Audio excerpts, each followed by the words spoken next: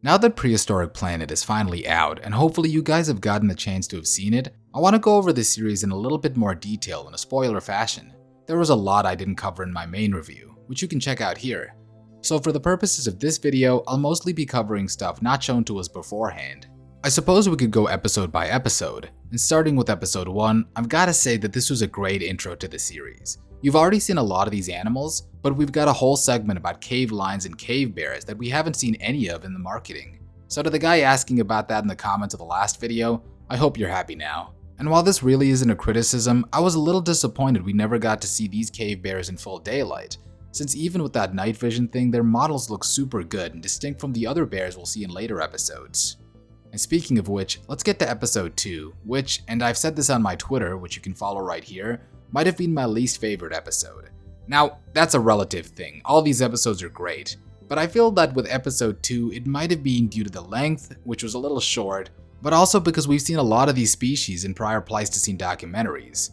That's true for episode 1 as well, but that was the first episode and had the advantage of number 1 being longer and also having that initial wow factor. And while we did get Arctotherium here, which was awesome and we haven't seen a lot of in other documentaries, he was just in an earlier segment and we never really saw him again, which kinda sucks. But look, I still enjoyed what we got here. The adult Smilodon model looks out of this world, although again, it would have been nice to see it hunt another animal except Macrocania, which is apparently doomed to become the hadrosaurs of the Ice Age in terms of how they're represented as absolute fodder. The Stegodon scene was also really nice, although I think they leaned very hard into the cute factor of the baby. That doesn't really bother me. I watch baby elephant videos a lot in my free time, but I could see it coming off as a little corny to some people. Now to episode 3, which I do think was stronger. The climbing sloth scene was pretty intense and had me a bit worried for a while. By the way, according to the press notes, this is actually Diablotherium, not Nothrotheriops like a lot of people thought, though the show would never want you to know that since they love being vague about animal names. As for the marsupials, I'll just echo my review in saying that they all look great and unlike a lot of animals we have alive today. And I'm going to echo that review again by saying that the Megalania scene with the baby Propleopus was a bit deflating, and it would have been better seeing this giant lizard hunt something a bit more substantial. Also, that shot of the moa walking along the desert looked amazing. It's so cool that they decided to integrate this scene just to have a way for all the Australia fauna to be in one episode. Let's now shift to episode 4, which I loved, and that's almost exclusively for the Gigantopithecus scene. I mean, what an amazingly beautiful segment. There's so much life and emotion on the ape's face, and the few minutes we have with the creature just have this sense of loneliness to it. It's the only extinct animal of the segment, and the way the scene ends with it calling out into the void for a mate was the saddest thing in the show.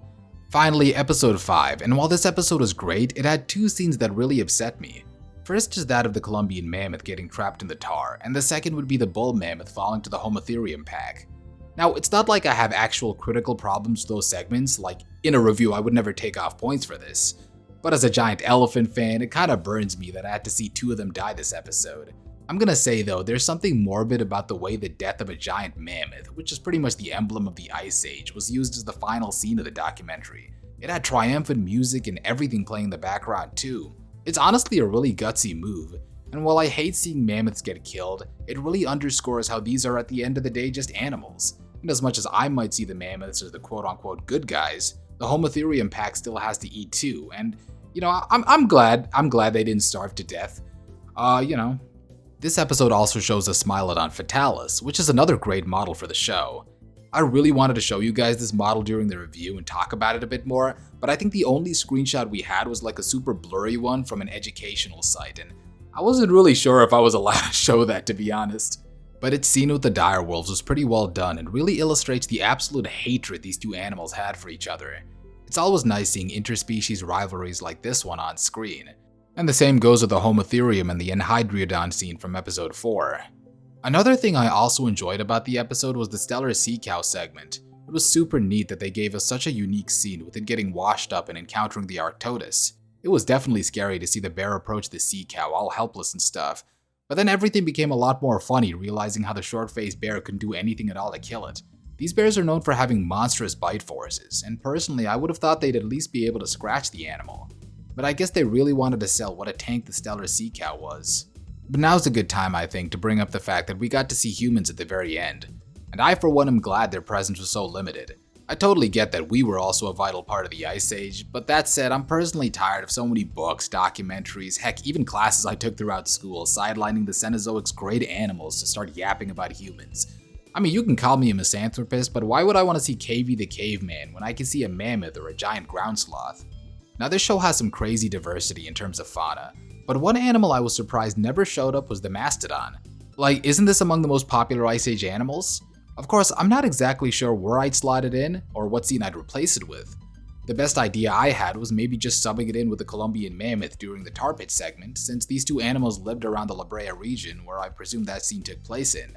We saw this mammoth in a prior scene where they were in tar fodder, though I guess the substitution means that dishonor would go to the mastodon, so okay. But hey, I've got a video coming up about mastodons very soon, so at least you guys can look forward to that in the very near future. I mean, honestly, let me just take a look at the website real quick, see if there's anything I missed. Megalosaurus segment was super neat. I'm kind of glad that guy actually lived. You know, I complained a lot about animals making it out alive way too much in my review, but, you know, I was kind of feeling for the Megalosaurus in that segment. I thought the Glyptotherium baby was super cute. I loved that little guy. Remetherium was kind of nice too. It's an interesting take. Apparently a lot of people are saying that larger sloths very well could have been hairless or at least had very little fur.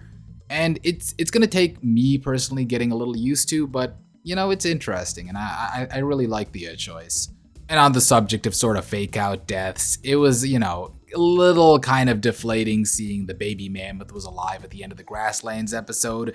But I mean, again, I really don't want to see him die. It was a conflicting feeling I had. Like, you want some tension in here, but you don't want to see, like, baby animals die. And the more I think about it, the more I think the creatives were also thinking something similar. Although it's interesting that the meme is that they're so eager to kill off dinosaurs in Prehistoric Planet Season 1 and 2.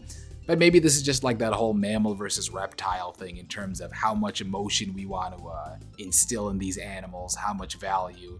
It's a weird conversation. I don't really want to get in that, to be honest. Oh, yeah. So the elephant bird segment, right?